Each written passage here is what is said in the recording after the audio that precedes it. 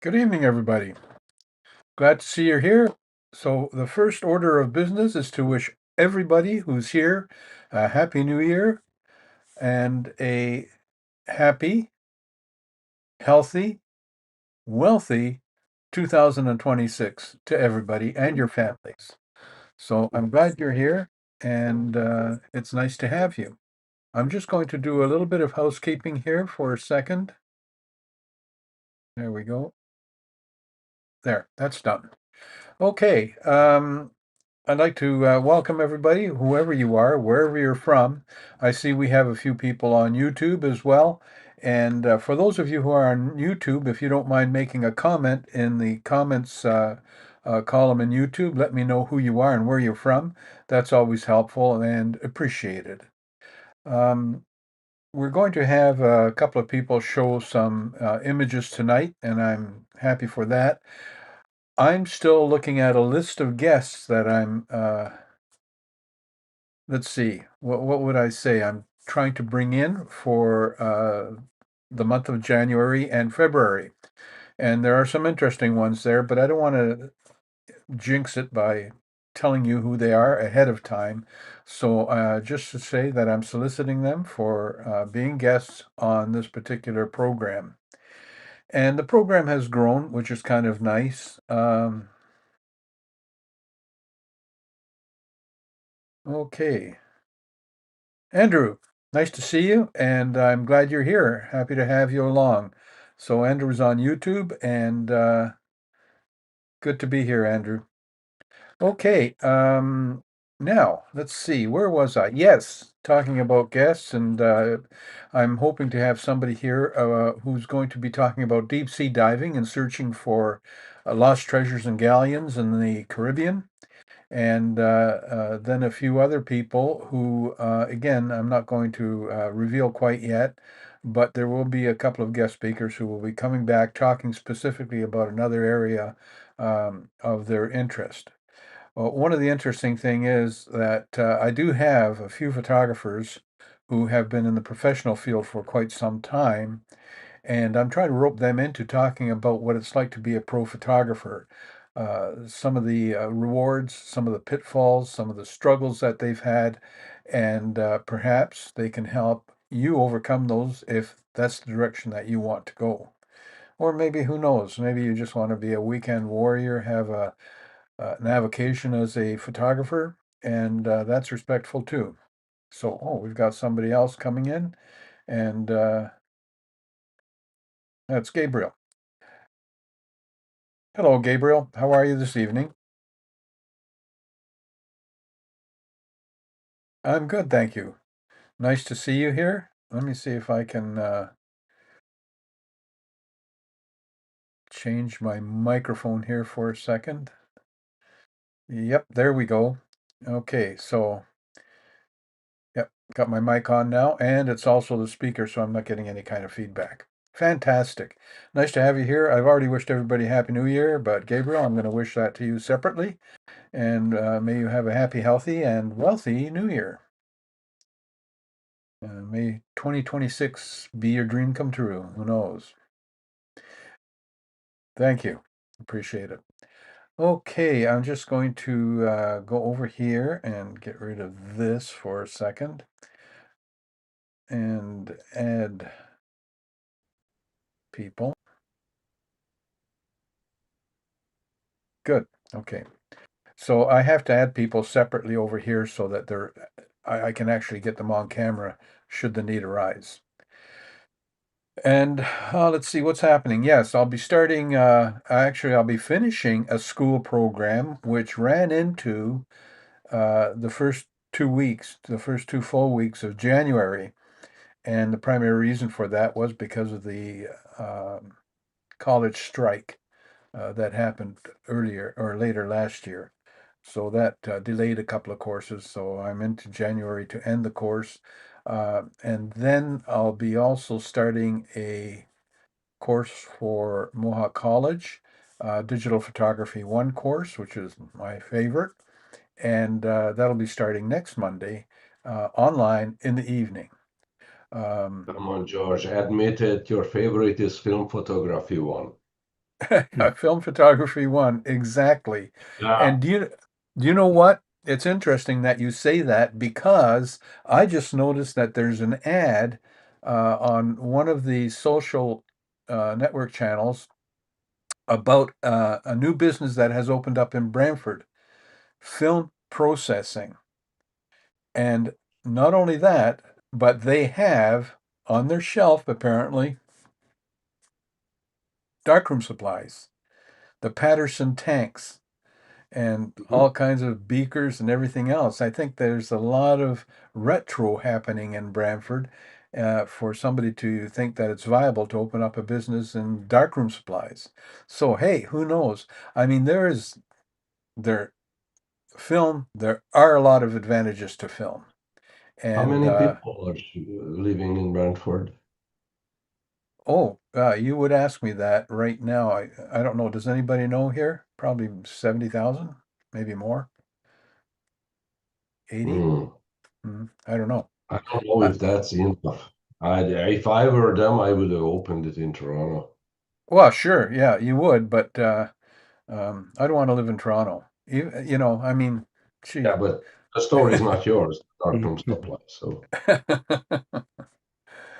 are you gonna go Exactly. shop there? You gonna Oh develop your yeah, own film? I'm gonna have a look, see what they've got. I can't open a dark room. I live in an apartment, so um, but I'm sure there are a lot of people who are going to be thinking about converting a basement room into a dark room now.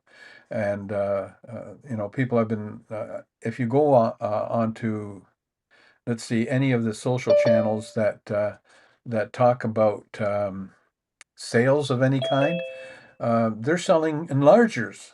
They're blowing off the dust off their old enlargers and putting them online for sale. And compared to what I bought my enlarger for originally, they're inexpensive actually. Let's see what happens. Okay, Lisa's here. Um, I think, or is it Andrew? Andrew dropped in. Andrew, How's it going? good. How are you doing? I'm doing good. Did you switch over from Yeah, from YouTube? YouTube to yeah. Okay, glad to have you here. Okay, so you've been kind of keeping up on what we've been talking about. Anyway, the other thing is I have found that many of my students have a real hard time with shutter speed, aperture, and ISO, and the relationship that goes on there. And I have several ways that I explain it, hoping one of those ways kind of gets through. But what I've done is I'm starting to make these. This is a prototype. I don't know if I have I have showed this to anybody at all, but this prototype is shutter speeds on the outside, apertures on the inner ring, and then there's a green one here that is ISO. Now, the interesting thing about this is if you line up, like I'm going to line up hmm, F, F, F, F. I'll line up F8 with 125th. So what I've done, and I've got to get the ISO happening here too. I'll put it at 200 ISO. F8 at 125th. So you can see here, Bring it. pardon me? It's a spring day. So F8, once I've lined up F8 up here, right there, at 125th of a second, then all the other apertures and shutter speeds are the proper aperture and shutter speeds that matches f8 at 125th. So all of those are now the same exposure. So if you decide to change your exposure, let's say from f8 to f11, let's see if I can do this blind here because I'm not looking at it. Yeah, I would be. Oh, hell with it. I'll do it this way. Let's see. F11 at 125th. So now it's F11 at 125th. as you can see over here. And all the other apertures now line up with the new shutter speeds that are the exact same exposure. So it's like an exposure value calculator. Once you've set your exposure, f8 at f11, and it's the correct exposure, all the other ones are correct now too. Now, the interesting thing is, I can, of course, change the ISO as well, and by changing the ISO, I'll be changing the position of the aperture ring. So, and this reminds me of an old Kodak calculator. I used to have a Kodak book that had a calculator in it. I don't even know if it's still around or not. Guess what? It's around. And This reminds th me of the top of the Nikon yeah, display. yeah, Exactly the same. With the back flip, I can do the same thing. yep. Okay. So this, I don't know why they don't make this book anymore because it's so educational. And Oh, here is on your niche market, George. Print shop around you. You have the same type of calculator here with the different sky conditions across here. Hmm. And once you've, if it's a sunny Can I day, see you the line it up. cover of the book? Could I Pardon see the me? cover? The cover. Show me the cover. Master Photo Guide, Kodak. Nice. I think you can Amazing. still get these online. They have a Oh, wealth of information in them, all kinds of information, mostly, well, all film related because digital wasn't there. I've even put some of my own calculations in there way back when I had to calculate these things. And it has data for extreme close-ups. It has a depth of field computer, which, by the way, that this depth of field computer would be a gem for people to have now because they don't have depth of field scales anymore on the lenses. Yeah, you can buy them expensive. They're more expensive, but they just don't have them. So yeah. You can put an AIS lens on an Nikon body, a yeah, decent sure, you AI can, or AIS, and they have it. It's but just the not. only thing is it's manual focus. Yeah, yeah. Hi, Andrew. How you doing? Doing good. Good. Got a chance to see you finally. That's Yeah. fantastic. And one of the things that we do in these chats, just to let you know, is that if anybody has any questions about photography, then by all means ask. And if you happen to be on YouTube, just type your question into the comments column, and we'll see them come up. We've got somebody else here. Janet B. Just got home. Well, thank you very much for taking the time to come on. Really appreciate it, Janet, and I'm glad to have you here. So, and thanks for letting us know you're here. Okay, thanks. Great. So anyway, this is a real rough cutout, and I haven't figured out yet how I'm going to do the pin because I've just got a little wire through there and folded it over real tight, and uh, and now this is not very evenly cut. I cut it with scissors. I had it laminated first at Staples, and then I cut it out and all that. But now, hey, I've got a circle cutter. Bought it on Amazon so I can cut, real nice circles instead of these rickety scissor circles.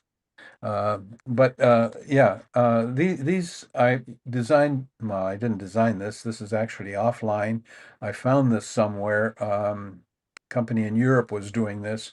Actually, they weren't doing it at all. They just had the template on an 8.5 by 11 sheet, and you could cut it out and do whatever you wanted with it. So I decided that I'm actually going to make them for my students, and they can get these from me. Anyway, George, I good may idea. have an idea for you. Uh, Which? an idea for you. Okay, ideas I like. So long ago, I inherited this. This was my father's ounce, whatever. This is what is it called? Horoscope, but it Yes, yes, works about similar. You can set this, you can turn that. So yeah, see, it yeah. turns. Never mind its horoscope, um, but it is the round one which goes around. It's going through here. It's Recording in progress. Oh, you're recording. Yeah, I'm going to record Okay. it. Okay, so there are three, uh, what is it called in English? Things which are holding it together. So Rivets, it's rivets. rivets, yeah. Yeah, Inside it's paper, so there's a smaller circle and a larger one, right. and it's sandwiched between two of these. What's the plastic called? Plexiglass. Acrylic. Well, yeah, but there's another name for it. Acrylic? Mylar, Mylar. I don't Yeah, know. well, something like that. But yeah. So anyway, so I don't know. Is it still sharp? Yeah, it So is. basic, Yeah, I can see it. yeah. So basically, that's an idea for you. Yeah, yeah, that might work I too. don't know. Sure. Okay, well, that's fantastic. That's great. Anyway, I was saying earlier that we've got some guests that will be coming up. One of them being Chris Atkins and his Caribbean adventure looking for a galleon, Mm. Spanish galleon. So he's going to be talking about that. So he does film and photography, deep sea diving, and I saw some pictures of him with all his gear and all the um, equipment, the oxygen and the tubes and everything else. So. It'll be interesting to hear from him and what some of the challenges are because I did a little bit of research on deep sea photography, and it what amazed me is how fast light falls off as you go deeper. And first of all, you start losing color, and then everything becomes monotone, and then it gets darker, and you don't have to go too deep to get really dark. Um, Especially if the water is a bit murky, that's even worse. So if the bottom has been disturbed and there's sand and murkiness in the water, uh, you know, uh, even lighting doesn't help because it's just like taking a flash photograph on a snowy day or night, and what you get is not what's in front of you, but you get all these wonderful, uh, well lit flakes of snow coming down. So, yeah. Uh, Let me ask: is there a presentation tonight, or is it like a free talk evening? No, it's kind of like an open mic night for a comedian. Oh, yeah, okay, cool. All right. I was gonna turn back if we have a minute, do we? Yeah, we've got If a yeah. So N- I was gonna go back to your digital photography class. It's fascinating what you're saying. You said that part of you wish that it was film photography. You know what's the difference? We used to load the film and it was 200 ISO and every single frame was 200 ISO. You could Sure. not start pushing it in the middle um, unless if you cut it afterwards before developing. Uh, so what I'm thinking here in the background is probably the students are confused because now they have to deal with f-stop, uh, aperture, and ISO, everything, three things at the same time. Hmm. That's pretty hard. It's complex. So why film was easier is because the 200 ISO was given. Here's a roll of film for you. It's 200 ISO. You set your camera and you forget about it after that. Right. And calculating with two things, speed and aperture, is much easier than explain it to them that, oh, your camera will jump automatically the ISO and this and that, or you set it. It's crazy. It's hard. So maybe you Yeah. can use the good old film photography to explain that back in the old days, this was a set thing, and we can start from there and explain the two. And once they get the concept, then tell them to, okay, the 200 ISO film is over, we remove it, but now we put in a 400 ISO film and then keep going now with different values, but still uh, one is standard. It will not change. And then once they understand that concept, then you tell them, imagine that you have a film which can do any 200, 400, 100, and you can choose Right frame by on. frame. Yeah. Just an idea. And you know what? Actually, I do explain it that way too, because I tell them about the film days and that each film was consistent on ISO throughout Yeah, the yeah. role. And but the other thing that I do tell them is that in order to change ISO, you could do it. What you would do is you'd roll off the film, make sure you know how many frames you've shot on it. You roll that off, put the new film in, and start shooting. And when you're done with that ISO, then you take that film out, make sure you know how many frames you've shot on that, write it on the Yeah. box, and then you put the old film in, and then you put the lens cap on, and then you take use up the 10 frames Fastest that you've screen shot before. speed, So now, smallest aperture, and start yep, get to that. exactly. Well, you Yeah. put the lens cap on, and then it worked. But yeah, I said, and I said, but then photographers aren't really stupid people. They're smart, and Oh, guess no, what? no, no, no, no. They've got a two I hundred did I not imply. they've got a 200 ISO camera and a 400 ISO camera, so they got 200 or two cameras hanging around their neck. They don't have to switch. So the richer you are, the more ISOs you could have at hand. True. Well, I guess, see, it's occupational problem. You know that I do IT support, and people ask me, what was the problem? So I always have to come up with a solution with how I say it so they Sure. understand. Yeah. And I always think that way, that, okay, how can I say something so it's English instead of IT mumbo jumbo? Yeah. Hmm. I get you. So I get you. I'm using that skill here. Well, and thank you I'm very having much for fun that. doing Because I'll tell you what, every idea that I come across is always something that I can incorporate into the class in teaching the various functions of the camera and how they work. So, yeah, thank you very much for that. Now, before we go on, I think that Steve, you have some images that you can share with us. Let me just set that up, Steve, and then you can talk to us about that. Let me just go over here. And good. And I'm going to set Hopefully I you up. Yeah, hang on just hopefully a I second. remember how to share. We'll work it out. Okay. And I'm going to set you up as number 3. And then we'll go here. Let's see if it worked. Yes, Steve, it worked. Fantastic. Nice to have you here. It's always good to have somebody in the same room. Anyway, Yeah. um, gets kind of lonely in here. Yeah. Yeah. So, Steve, do you want to tell us what you're going to be showing us? Yeah, so I'm gonna share some macro photos that I took recently. They're of snowflakes. So if you guys recall, I bought my first mirrorless camera a few weeks ago. So, and just an update to that, I ended up returning that particular mirrorless camera and I upgraded already. So I went and Okay. bought the biggest, baddest one they had, but I'll show you some of the photos. So the What photos are a what mix. what what what did you get? Oh, I got the Canon R5 Mark II. Okay. So it's kind of their flagship camera right now. Yeah. So I went all out. Me being me, I went nuts and bought the best one. Nice camera, by the way. Thanks.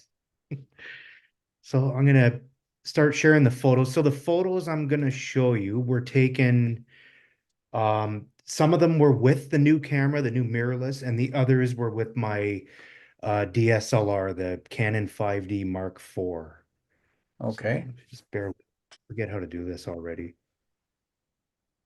And this is not the screen I want to Okay. Let me share. just change my screen so I can share what you have. Okay, you have to do that again. Yep. Just share the image. Oops. Yeah, just bear with me. Sorry. No, no, it's okay. We're just this isn't so formal. Yeah, okay. Yeah, we'll keep it casual, I, man. If this was formal, I'd be losing my mind. okay, I think I'll share this one first. Okay. All right, so I just gotta open us back up here.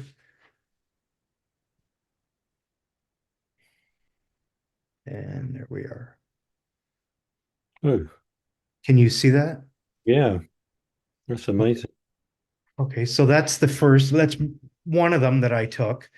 I took these with a macro lens and extension tubes. Um, Used a 50 millimeter macro lens, Canon lens, and I used a ring flash on the front of the lenses. I don't know if you guys can still see me or if, yeah, Yep. you can see me there. So that's the ring flash that I use. You can get these on Amazon. They've got, compared to what they were before, you can buy these for cheap. Like this was 130 bucks and it works great. So I'll use that, share another photo with you. So, how do you get the snowflake? Because I thought Yes. of it, but I can't figure out how you can actually get it. Yeah, so I actually, because I got my own photography pages and stuff, I had a little bit of feedback from people, Hmm. and be surprised how many people think I faked these photos because they weren't sure how I took the photo. Everybody thinks, or not everybody, but some people thought that I took a picture of the snowflakes in midair as they were falling. That's Oh, impossible. Yeah. So what I do is I have a couple different methods that I do. I use a piece of glass out of a photo frame and I just let the snowflakes fall on that. And I take a picture of them on that glass plate. So, and that's how you get that. That's how the snowflake is illuminated like that, because the flash goes through the glass and lights everything up kind of around the side there. So, and just for anybody who might be watching on YouTube or whatever, this is just a one of the extension tubes that I use. These come in stacks.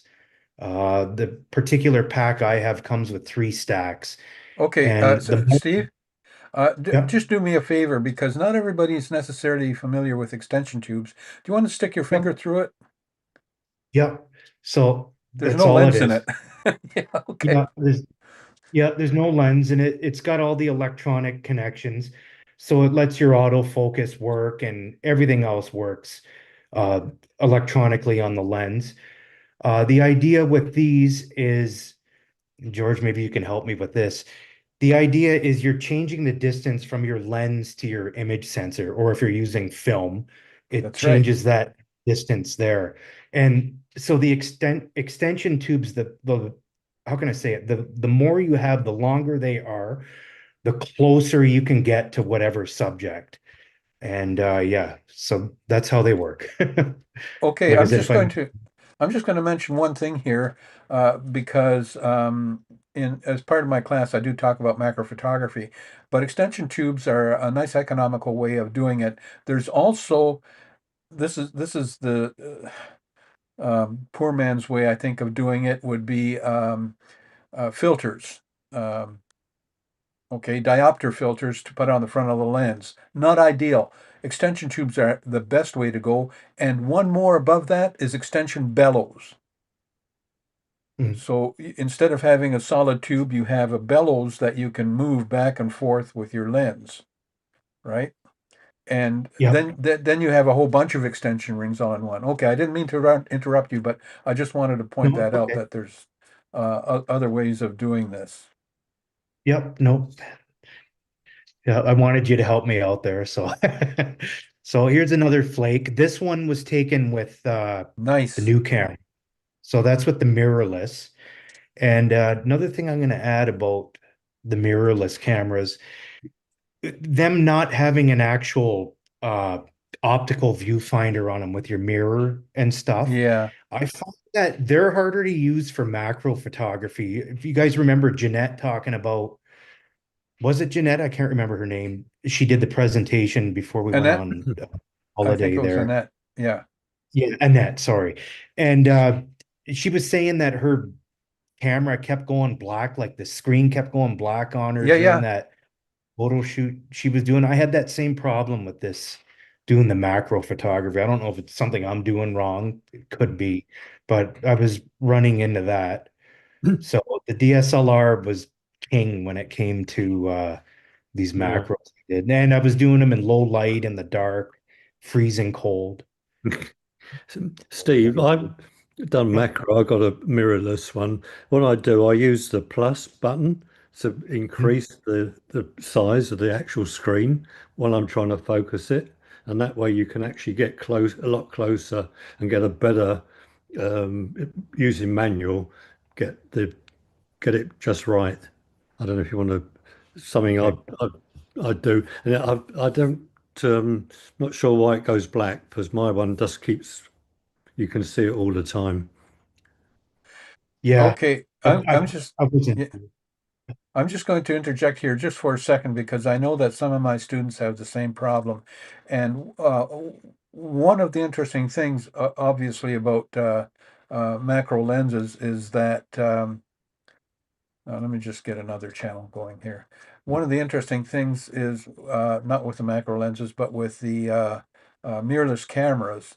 And I don't know your setup, but I found that when I have it on auto, for the viewfinder, which means that if I move away from the camera, then the LCD comes on. If I move close to the viewfinder, then the viewfinder comes on. And I think Yeah. sometimes that can be fooled, depending on, how far you are from it, and also how much light there is around you. So if you're working in the dark, then I can see the viewfinder can't see you, possibly, and then switch to the LCD. But like I'm not sure, but that's one of the things. So I put mine, if that's the case, I put mine on manual. I either put the LCD on or I put the viewfinder on, not automatic. So I don't know if that. Yeah. Yeah. I had it in manual. Mhm, Um, what I thought was happening was with it being mirrorless, there are more computers than cameras, in my mhm, opinion. But it couldn't find an image because I had the macro lens on with the extension tubes. okay. It wasn't seeing, you know what I mean, like an image there. So it was kind of blanking out. It was weird. I had to light up the my ring flash. I had to put the little lights on the side and Yeah. it would wake me up again. It was, I don't know, it was weird. I'll be using it more, so Okay. Yeah. Let us know get back. what. Yeah. If you find a solution to that, let us Yeah, know. Yeah. I know what you're talking about. It's got a sensor for your eye, so it'll Yeah. switch between the viewfinder screen and then the screen on the back of the camera. Yeah. So and it blanks out quickly. It's weird. Okay. Oh, you Maybe I got got another image? maybe yeah, that probably one more. It's just amazing how they're so symmetrical. These, you know, they're good photos. Yeah, thanks. It is amazing how they look, snowflakes. I fell down a little rabbit hole after I took the pictures. Mhm. How they form their shapes. It's because water molecules are they have that six-sided shape. So, and then they freeze and do all kinds of magic. Yeah, I guess there's one Just, more. yeah, it's just hard to imagine. They say everyone is different. There must be Yep. billions of them. So, Yeah, Oh, okay. Now, one of the things, by the way, Steve, that I've learned in years of teaching is sometimes I forget to state the obvious. And yeah, in this particular case, one of the things that I thought about as soon as you mentioned the or the piece of glass and so forth, let it yep. cool off. I forgot to mention that. Yeah, Let it cool off because mm, yeah. It's they got won't to be stay. same temperature. that's Yeah, right. It's got to be the same temperature as the outside. Otherwise, the flakes will melt. yeah. And then once they melt Then and it starts getting cold, it'll just turn into a sheet of ice. yeah. And then not just that, you'll get frost on it and everything won't look good. So So, let me ask you another question. Okay, so here you are, you're outside, you have the sheet of glass. What's your background? background. So I'm trying to make a stand. I was trying to use the darkness of like my backyard Yeah, as the background because the ring flash will light up anything that's behind it, right? right. Like initially I had my deck railing was there. So actually one of the photos I just showed you, it had that brown color. Yeah, Excuse me. It was actually that was my deck railing turning just lighting everything up brown there. It yeah. was like the background, right? But I try to keep it dark and transparent, just so you see the flake, right? And Yeah. the picture So that's up on the yeah, so was done. you're taking advantage of the inverse square law where light falls off so rapidly that your light isn't lighting anything up in the background, really, just the snowflake. Yeah, that's right. Okay. The one on the screen now was taken on my barbecue cover. So, and that's why it's got that pattern, because the barbecue cover looks like it's like a flat surface, but Sure. with a macro lens, these flat surfaces ain't so flat. You start seeing Right. some pretty crazy detail. It's like a Yeah. microscope. Yeah. Yeah. Now, I have another question. How big are these uh like comparatively speaking, how big is the snowflake? They're tiny. Yeah. I want to say maybe 3 millimeters at most. Okay. Mm. Yeah, they're small. They're small and they're extremely delicate. Yeah. So, like they break right away. Like the Yeah. moment they look perfect when I'm looking at them before I take the photo. And then once I get in close, like there's pieces of them missing, and then there's other snowflakes on top. It's Yeah. yeah. Yeah. I'm sure it's tough to get the perfect one. It takes some patience to wait. It is. So Yeah. I'm are you taking out the glass ahead of the time so it cools off? Because I do. I leave it outside. I usually leave it between my screen door and my uh, patio door. Uh, Patio door. There's like a space there, right? Yeah. That way snow doesn't get on it or anything like that, and it comes up to temperature pretty quick. So, Yeah. and did you try different kind of glasses? um, I have. So I don't have too many of them. That was the problem. Like I was thinking about getting a nice piece of plexiglass. That way there's no risk of it breaking. That's the other part too. Like it gets cold and brittle. That was I'm actually lucky it didn't break when I took those pictures last week. So, but yeah, I tried to use the crystal ball that I bought. I don't know if you Oh, guys remember yeah. that. Yeah. Yeah. It didn't work. That thing took forever to cool off, and then it's aerodynamic, so the flakes just glide right Slide off off. of it. Yeah. Yeah.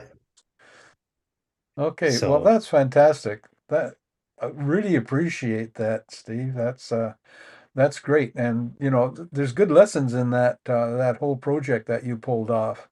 Um, I hope that other people try to do some snowflake photography.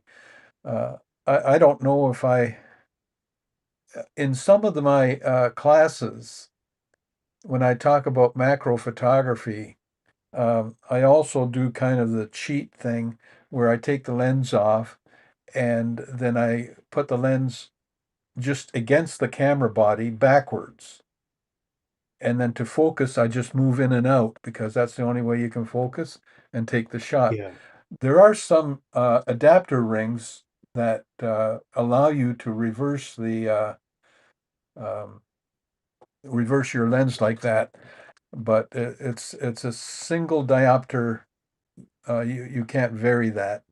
So, and you can't yeah, change the aperture. One thing I did notice though, Steve, yep, uh, on your extension tube, yep, that it had contacts that integrated with the camera and the lens. And that's that's right. really important to make sure that those Yep, contacts are on there because then your lens won't be talking to your camera. that's right. Another thing I forgot to mention is I manually focus everything because autofocus is Mm, at such tight quarters, right? I was going to show right. you the macro lens. You were saying about putting the lens on backwards. So Yeah. this one, you could see the piece of glass, like how close it is Yes. right there at the bottom. Whereas a regular lens, it's kind of In. inside more, right? Yeah. So That's a nice it's Also, lens if you do the trick to reverse it, then don't forget to put it to the largest aperture. when you take it. Let's case it's 2.8, because if you leave it at f22, you're not gonna see anything. You need actually room to get any light in. Yeah. again, That's right. thanks, Steve. That was quite instructional and pretty. I mean, those are Yeah. frameable photographs, you know. Yeah. Yeah. Thanks. So I So got more now, on my Instagram page if anybody yeah, wants to check so it out. people should go to that Instagram page and let's see, how can so what is your Instagram page? Just your name? Yeah, it's just Lorenz Photography. I'll type it in the chat Okay, yeah, do here. that. That's Yeah, fantastic. If you can do that, that would be great.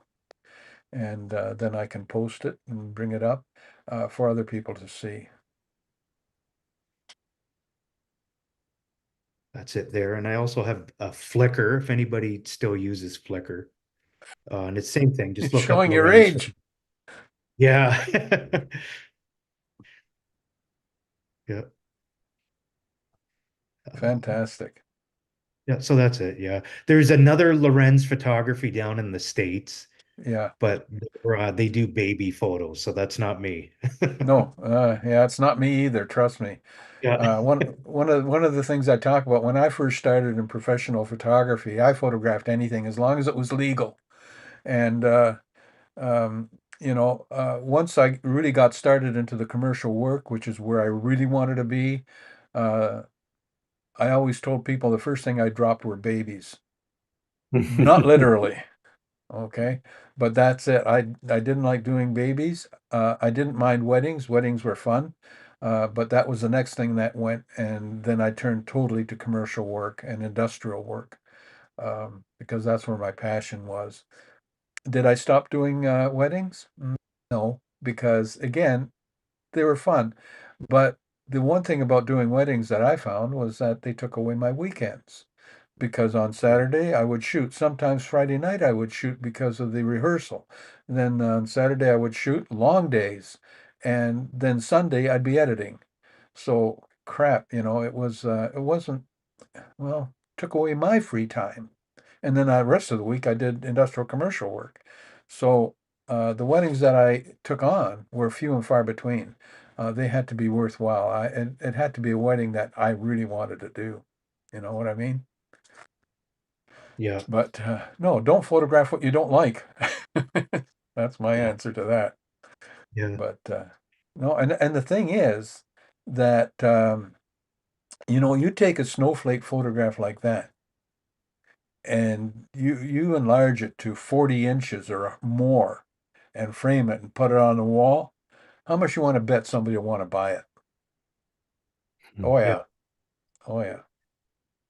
Yeah. Andrew had a question in the chat. I just noticed. I don't know if it was for Okay, me or you. It was about extension tubes if you lose any light. right. Yeah. So help me out, George. I'm pretty sure you do. I Okay, forget. the the same inverse square law of light applies to extension tubes. The further the light has to travel, the less of it there is when it arrives. So extension tubes move the lens away from the focal plane, and consequently the light has to travel further, which means that you do lose, depending on the size of your extension tube, you do lose half a stop in some cases if you're ganging up, because you can gang up extension tubes one on top Mhm. of the other and get even more uh, macro on your photographs. So, yes. But then your light meter takes care of that. You don't really have to worry about it because your light meter's in the camera. It reads the light that has arrived. And so it's going to be accurate. And I'm not saying that Yeah, you shouldn't make some minor adjustments to your exposure. You'll figure all that out because taking snowflake photographs like that, you don't have a lot of gray in there, but you've got a lot of black and you've got a little bit of white, and consequently your meter might read that a little wrong and try to overexpose it slightly. I don't know if you experience that or not. I did. Okay. So So yeah, you just have to know, that your light meter is always going to try to give you gray in its overall exposure. And if you point it at something that black, it's going to try to say, that's too dark. I'm going to lighten it up. So you just make your adjustment. And with digital photography, unlike film, where you had to wait to get it back so you knew what your mistakes were, unlike film, you can look at it right away and say, oh, I gotta tweak that a little bit. So let me Yeah. ask you a question. What did you use to tweak your exposure? Did you leave your aperture at a constant aperture setting and work with your shutter speed? I was actually tweaking the aperture. Okay, I Yeah, needed to know. for me it was I had the shutter speed set at 1/200, and then the aperture is usually around f8 to f11. That's what I Mm, was using. So anything below that, it was exactly what you were saying. It was getting whited out and sure. kind of Yeah, overexposed. Right? yeah, So yeah, that's what I did. So normally I shoot like with my landscape photos, I shoot in aperture priority, and it wasn't working in this case. So it was all over the place. So yeah. mostly overexposing. Okay. Well, So that's yeah. great. Thank you very much. Now I'm just going to throw it out there because it's 7:45, and I'd like to finish at 8. Does anybody else have any photographs that they'd like to throw up here and just so that we could have a look at them? Andrew, do you have anything? Uh, I don't know if I got anything like prepared, but let me just take a quick look and then I'll get back to you in 2 seconds. Okay, David, do you have anything? I've got a few new rocks if you're Oh, new interested. rocks, eh? Can we Yeah, have a look at your new rocks? yeah. It's all Dave, on, if I can find it. Just bear with me. I thought I had it already done. It's disappeared. Oh,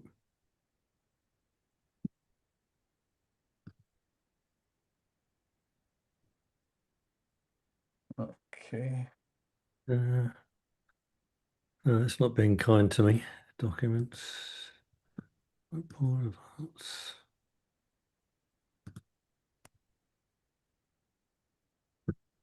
Mm, see if I can do this way. Oh, no. I thought I had it all set up, but obviously not. Get rid of that.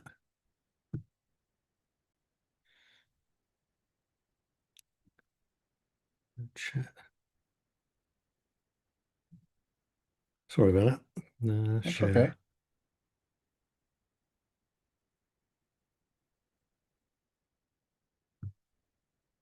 Hmm.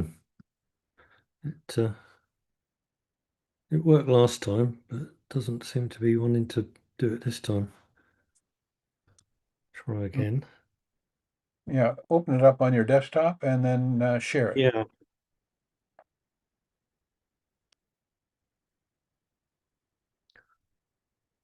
Just putting Steve's Instagram up, Instagram address if anybody wants to look at his uh, other photographs. Thank you. Yeah, no problem. Oh, I got it. Share. Right. Can you see anything? No, not yet. Wait a minute. I see it. We're good. Let me throw this on there. And we'll be Get this. here we go. All right. There you Okay. are. So you're going to see some you've seen before. This is all taken on long wave. It's Okay, three. hang on a second. We've got a Yeah, window that opened up on. Thank you. Okay. Good. We got it. right.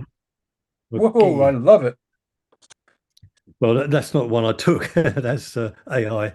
Oh, Um, okay. so all these rocks, basically rocks, they've all got some sort of healing, supposedly healing um, properties.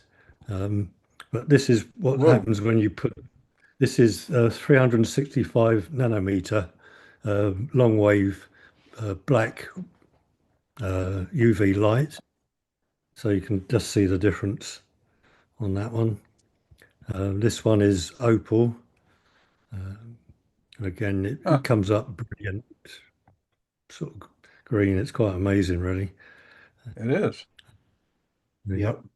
They're all, and as I say, you look at the rock and you think, ah, you just throw it away, and then you just put that UV light on, and it totally transforms it. Certainly does. This one is the nasty one because it comes up so bright. I haven't been able to actually get a decent photo of it, but in real sort of life, it is phenomenal. The fluorescence of it is quite staggering. Yeah, that's Yeah. So, amazing. do you know what is the chemical composition, or what is the chemical that is actually glowing in there that we can't see without UV light? Do you know that? Yeah, I've been trying to. Well, it's fluorescent. It's what it does. This black light. It uh, it gets the what's it electrons in the actual rocks excited, and it brings out these colors Well, on I'm them. pretty excited about it. I'll tell you Yeah, that. you It, know, it's to go coming from from that color to brilliant orange is Oh just yeah. quite. Now you can use there's George. It's three coming different. from Chernobyl. Sorry. Coming from Chernobyl. Yeah, yeah. Uh, and the black rose. This one is quite pretty, actually. Wow, yeah, it's got striations in it, right? Yeah, and I think I said before, the little blue spots on some of these is just dust. I keep forgetting to dust them off. But if you go around your house with this black light, it's frightening. Yeah. And this is Be the I was going to say, beware of people coming to your house with a black light. that's right. Yeah, they find everything. So these ones, they just Whoa, glow. They call them flamestone. that is You got something. pink, and it turns out sort of orangey pink. Huh. You And must have this is quite a collection by now. yeah, I'm getting it there. This is one of the new ones. This comes out more yellow where the blue was before, Yeah. or the grey and the blue, but it comes out quite a Wow. nice yellow. And then this one blue. This one's pretty as well. Wow, I like it. Now I've got a couple of others which aren't don't do anything in UV, but oh, this is hack, Hackamite. Yeah, that comes blue and Hmm. gold. Now, this one is just a quartz. It doesn't do anything under UV, but again, you just see it as a rock, and then when it's split open, you get all these crystals inside, which is Uh-huh. I find quite fascinating. Wow. Did you You split know, it? no, no, it was Okay. I brought it split, but when you put it together, you can't. It's Yeah. very difficult to actually see the joint. Then you just Right. open it up. You know, people seem to know how to find these. And now the other one, this is actually a man-made one. It's titanium quartz. It's a quartz which is put in a chamber, which is then vaporized with titanium and other metal oxides, and then you get this phenomenal pattern on it. It's used a lot in decorations for plants, etc. And then the Huh. last one, oh, I don't know if you can see that. This is just the amethyst one. And again, it doesn't really do it. Oh, sorry, messed that one up. There, I just moved it over. Yeah, continue to share. Yeah. Um, yeah, doesn't, but again, it's amazing. I've been watching some YouTube videos and they got these great big rocks and they split it open. And it's just full of this amethyst. It's quite amazing. Anyway, so Wow. that's my little, Cool. Do you buy these rocks, David, or did you find yeah. them? Yeah, no, I went to Ancaster Fair and I brought some there, but they were really expensive. And so I went on to Temu, which I suppose you shouldn't do because it's Chinese, but you get them for a fraction of the cost, and they send them through in the post basically. But you can actually go out. There's supposed to be quite a few places in Ontario where you can go rock hunting and go with your little hammer and chip away at the rocks. I'm not sure I'm up to that yet. But, Yeah. yeah, it's just something I found, and it's just something which find quite interesting.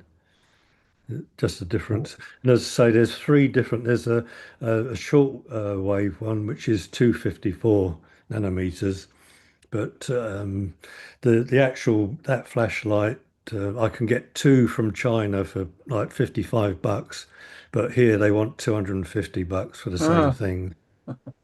yeah, of I course. think going to add it, and they're all made in China. That's the thing. They Yeah. come over here, and you end up paying 4 or 5 times the price on that. wow. Where do you buy them cheaper? Where is the Chinese market? It's Temu, Temu. They sell everything. Whatever you want, they've got it. What is Timo? It's a city or a No, it's a company. It's a bit like Amazon, but much bigger. oh, And as I say, you can whatever you want to buy. You You can know, buy photography stuff on there too. yeah. Yeah. Yeah. Well, okay. I got the um, Godex, the small one, little flash, and you get the adapter to bring it up and down. It was $20 here. It was $9 from Temu. Exactly the same. It's made in China, and so they're just selling it for half the price. You You know. know, that's the funny site. I just went to Temu.com and on the top of the screen there's a search field. Hmm. There are three words in it pre-filled. Man string underwear. Yeah. I think we have a different kind of chat site here.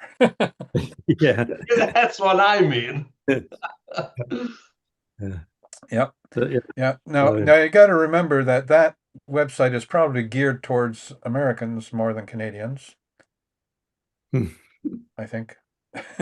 Anyway, having said that, I don't know, Andrew, do you have anything for us or do you want to wait until next time or what? I got a couple band photos I can show off. Yes, please do. Okay, You want let me just get you going here and we'll get you in here in just a second. see Let's how see. Get rid of that guy. Have you got your camera on, Andrew? sorry. Yeah, that's good, thanks. Two, and I'm gonna put two in here. Sorry, I'm just lining up my channels because I can't do that before. There we go. Got you there. And Hey in a George, minute, we what? lost sound on YouTube. Oh, on YouTube? Yeah, yeah. Hmm, don't know why. Is it there now? Um, a little bit of a delay. Yeah, there's always about a 10-second delay actually is normal. Yeah. Um, nothing yet. Hmm, okay. That's weird. Well, there's not much I can do about it from here because uh my mic is going out as a virtual mic, so it should be on there. Let me just check. Yeah, I've got levels, so I'm just gonna unmute everything here. Okay.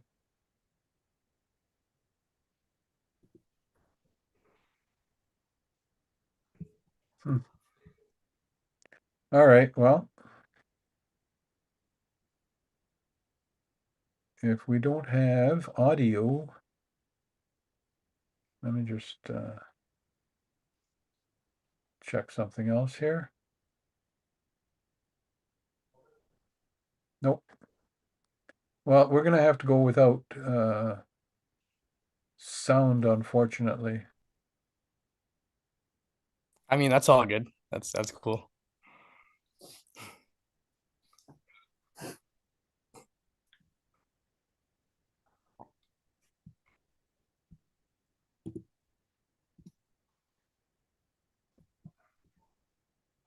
I don't know why there's no sound going out. Yeah, I don't have any control over that really. Okay. It's weird.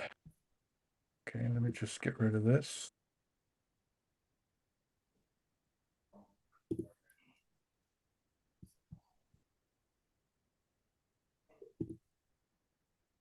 All right, let me try now. Do we have any sound going out now? Give it a second to catch up.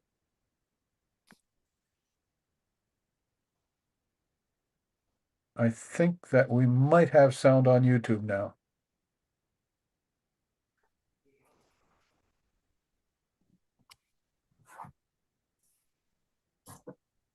No.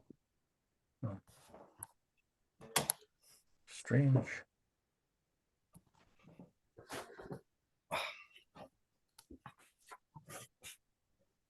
Well, I'm not going to worry about it because Andrew, you're on. And let's see, I'm up. you're up. Let me.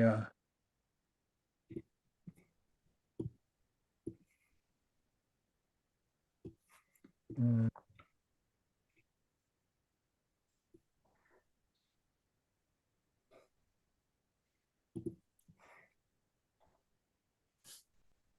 Okay. okay, now can you share? So do I just hit share and then Well, the first thing you do is you open it up on your desktop or someone. Yeah, open it up on your desktop. Then you hit share, and you'll see a window with that in it. Double click that, and you're good to go. is that working? Can everybody see that? Yep. Okay, so here's the first photo. It's from some bands that I've seen recently in shop for. So these guys were called Novain. Pretty cool. She has a great voice, lead singer. Okay. And then I got 2 seconds here. And I got this one from Huh. This is from the Sound of Music. Cool. It's one of the bands I shoot for. They're called Lost Faculty, local Hamilton band.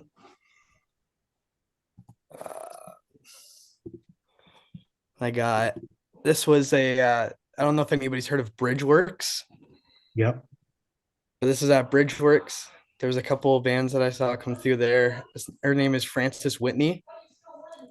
So, and then, yeah, so Frances Whitney, and then the other one was name is Role Model or Young Friend. Sorry, that was, and then this is that Lost Faculty band again at a pub. Shot some photos there. Cool. It's another band here. But yeah, kind of my niche is mostly band photography. That's like here's another Okay, one. hang in there just for a second. Don't change the image for a second, okay? Hang Yep. on. Okay, good. I just wanted to make sure I've got you in here now. I've got a couple of questions, and then we can go back and look at a couple of more of your Sure, yeah. photographs. All right, here's the question, because I know my students will be asking questions about because they love band photography. Number one, how close were you to the stage? Pretty close. Okay, good. All right. Depending on the venue, though, that's the Yeah, thing. yeah. So number two, in order to stop action, because they're moving around, man, what shutter speed were you mostly using? I vary between like 200th to like 125. Really? Okay. Yeah, and then I get pretty lucky sometimes. Yeah, I do a lot of burst shooting, so usually within that burst, there's a couple frames that are pretty like the stopped. yeah, yeah, yeah. It's just like, when you take a photograph of somebody jumping in the air, there's that moment when Yeah, they're up there, and just before they start coming down, they're still. And if you catch yeah. that moment, man, you got it. But the other question would be, what ISO were you shooting? Now this is depending on venue too. Mm, So somewhere where like bridge works where it's lit up nicely, I can shoot at as low as an 800th,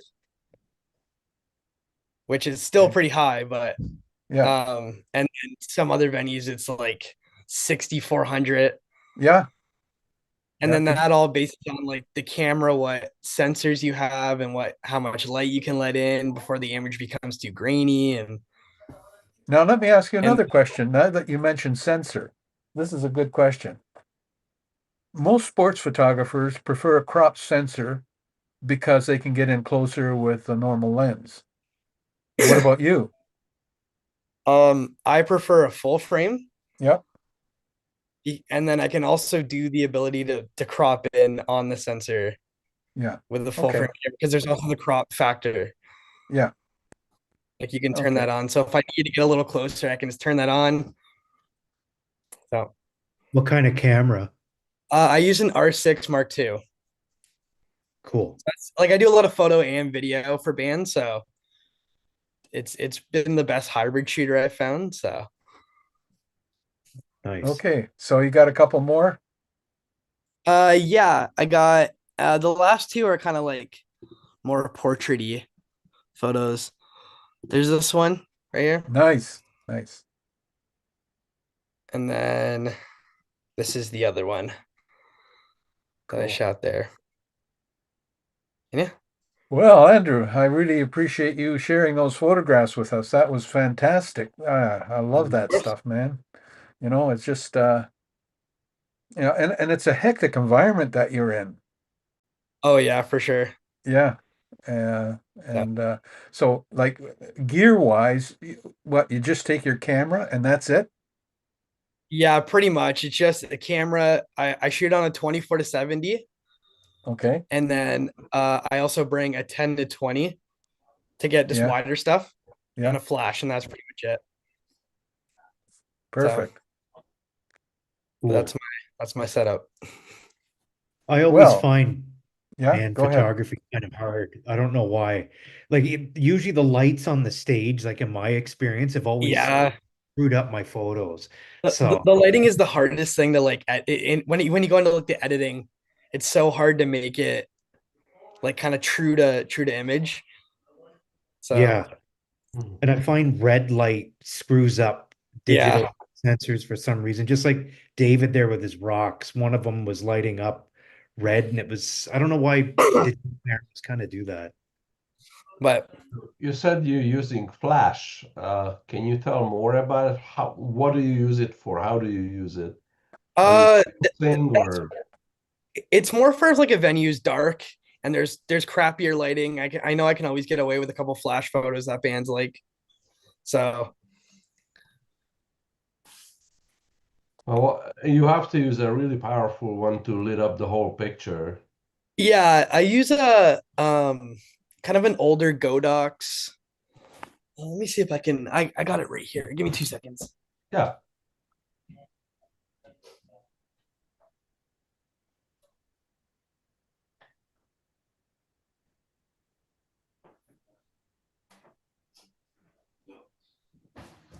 Yeah. So sorry, I'm back.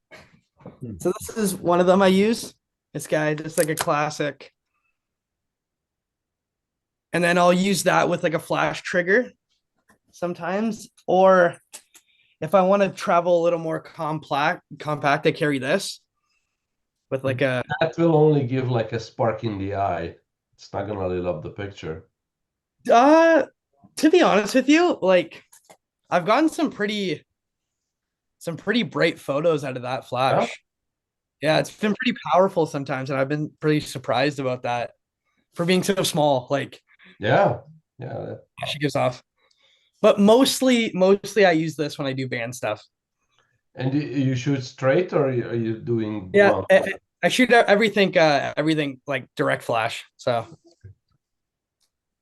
I feel like it's I don't know, it's kind of like a popular thing right now in like band stuff, and I mean I feel like the hard flash and hard shadows and like the lighting and everything has always been popular, but I know specifically now a lot of bands ask for that, like this look and whatnot. So, Hmm. but Okay, I've got a question for you. Um, is any of your material published? no, it's just all freelance stuff. So I haven't got to shoot with any publications yet, but I think you should. I gotta make note of that and get on top of it. Try and shoot You for some you Keep, share publications. keep, these? Yes, I have an Instagram that I share them on. Cool. Because keep people a do few come knocking. unpublished, because what if you one day will photograph the young Mick Jagger or the young Paul Yeah, McCartney, and they make it in 20 years, and you're gonna have those photos which you're sitting on gold. I know they're gonna have to come to me for the documentary and get my Yeah, photos. that's right. Even if they don't come to you, you got money for it, or you Uh, have something nobody else does. but Yeah, right now I've been pretty freelance. So yeah. Okay, well, Just, that's something to think about. Andrew, how would you feel about doing a little bit of a presentation as if you're talking to a class who's interested in doing, um, band yeah, photography or, um, the kind of photographs you're taking, yeah, for and to sure. tell them, now here's the challenges, that you get people in front of you, that you have to have a good point of view, you have to watch your exposure, and catching that moment it's an art, as Mm. far as I'm concerned. So how do you do that? And you say you use burst photography. That's a good point, that, and I bet you a lot of people don't. They're hoping to be able to catch that one shot with one click, No. and it just doesn't always work.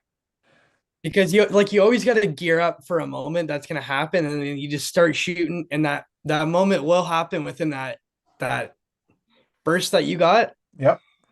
At Yeah. least that's the kind And of like until you go home, you don't even know which one it was. yeah, and then that's the other thing. And then I got to look through like 1,000 photos when I get So home. basically, you never delete anything on, you take it home and you look. Yeah, yeah, I take it home and look. Yep. Okay, well, Awesome. listen, we're going to call it a night because we're past our 8 o'clock deadline, and I like to keep it that way. But hey, I don't mind it running over because this was really interesting, and you guys have really shared some fantastic photographs. Thank you very much for doing that.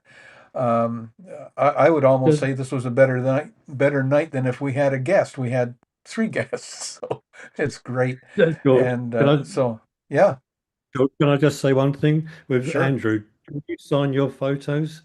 Pardon? Do you put a signature on your photos? Um, no, I do not like watermark them. No, I mean an actual signature. Oh So no, no, I haven't put a that's one of signature. the things George emphasizes, because people that when they see it, they know it is your photo. And I've that does two things though. Two things. One of them is you're an artist. And this is something I tell my students. It's an art, not photography, technical. Yeah, it's technical, but it's also an art. And no matter how shitty, I'm sorry to say the word, a painting is with oils, whatever they're using, they sign it. mm, Same thing with photographers. You've got a piece of art there. You should put a little signature at the bottom and the date, and that does one thing. It recognizes you as the artist. Number two, other people will recognize you as the artist and say, hey, I want to buy that, get in touch with this guy. Yeah, Because, yeah, Like, honestly, I'd probably do that for if like it was like a bigger artist. I'd definitely put my name on it somewhere. they might be, they might But become bigger yeah, like, I know. Yeah, eventually. yeah, Believe me, if it's a bigger artist, you're not gonna go up to the first row with a flash in their face. Yeah, that's the other thing too. A lot of these venues they don't allow flashes if it's bigger artists, yeah, Heck, they unless don't you're allow DSLRs, nothing. unless you're like iPhone, directly working with them. So iPhone.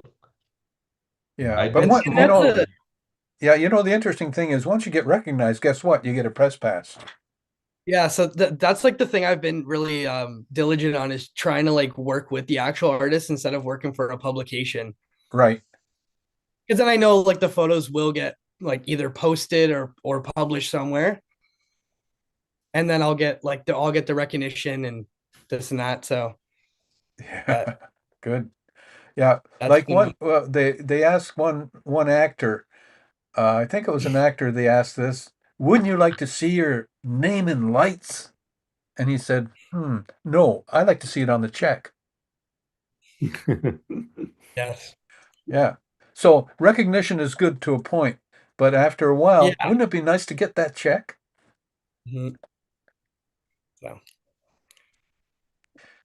Anyway, gentlemen, ladies and gentlemen, because we've got Jeanette in here, I think. I don't Is think it? she can hear us. Oh, okay. Yeah. Yeah. she just got home again. Anyway, Oh, is it it's okay if I nice. say something? Yeah, go ahead, say something. No, I wanted to thank you for putting on these shows every week. They're great. Because of it, you got me like right back into photography. So it's kind of I have a million hobbies. So and how can I say music's another one of my big hobbies, but I don't know, you got me right back into this. This kind of was on the back burner a little bit, and it's fun. It's nice. It's Don't fun worry. doing Hey, this.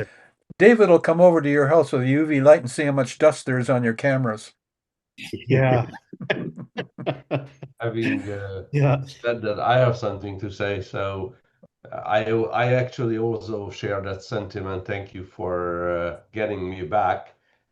I just got this last week. Oh, I was shooting film for the last 8 years, and now I got a digital again. Uh, and well, this is number 5, so I'm not new to it, but it's lovely. Um, and just in case if any of you have a plan to buy something, I'm into Nikon. Still has the Boxing Week sale on. It goes from 5th of December till January 8th. So tomorrow is the last day. So if you wanted a Nikon DSLR or Nikon mirrorless, call in sick tomorrow and go and buy it because there are like $800 to $1,500 discounts on it. wow. Yeah. Like I got It's the it's same. at least 780. I got $850 off from Nikon. That was the same with me with this $900 off. And Yeah. tomorrow the So price is going up. Yeah. Nikon sale is ending tomorrow. I don't know about Canon. I'm a Nikon guy. Yeah. Same January 8th for some reason. January 8th? Okay. Yeah. Yeah. So you're Canon shooter, eh? Then Yeah. officially we're not talking here. Yeah. No, I'm just kidding. Yeah. Okay. All right. Let's call it a night, guys and lady. So thank you very much for being here. I'm just going to check something before you leave, if you don't mind. I'm just going to check to see. Janet said the sound came back on YouTube. Yeah. Awesome. Yeah. Okay. The So I sound don't, was back. So anyway, that's great. Thanks for letting us know, Jeanette, that the sound was back, and I'm glad it was because these guys have so many good things to say. I wish I'm trying to get some of my students in here now, so I don't like to push this stuff until they're finished their classes.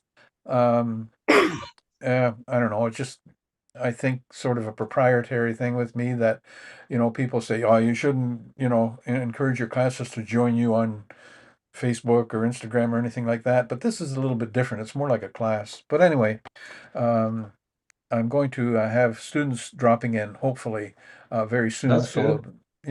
and the thing is, that is good, but they're going to have a lot of questions. And Yeah. yeah, Bring them on. and I'll be asking questions too, because you know what? I'm learning as you guys are teaching me, and that's all great. I mean, when's the last time I took a snowflake photograph? Never. So, Yeah. or ultraviolet light, never. But yeah, thank you very Yeah, The it's much. a win-win. I'm going to funny say thing good is night. Nice seeing everything to you. do that. Yeah, I have thank you, George. Very good. Oh, you're welcome, you guys. You make it all worthwhile. Let me tell you, bringing your great photography in, and I know all of you have one or two or three photographs to show that you think are, you know, the cat's meow. Anyway, thank you for being here. And like I say, I like to make it on time, but if it runs over, no big deal. I don't have sponsors, so I don't care. Okay, so good night to everybody. See you next week, and I'll see Yeah, if I can get a guest in next week. But it looks like I really don't need one. You guys are my guests. So good night. yeah, good Okay, night, good night, George. everybody. cheers. Bye. Good night. Yeah, bye. Bye.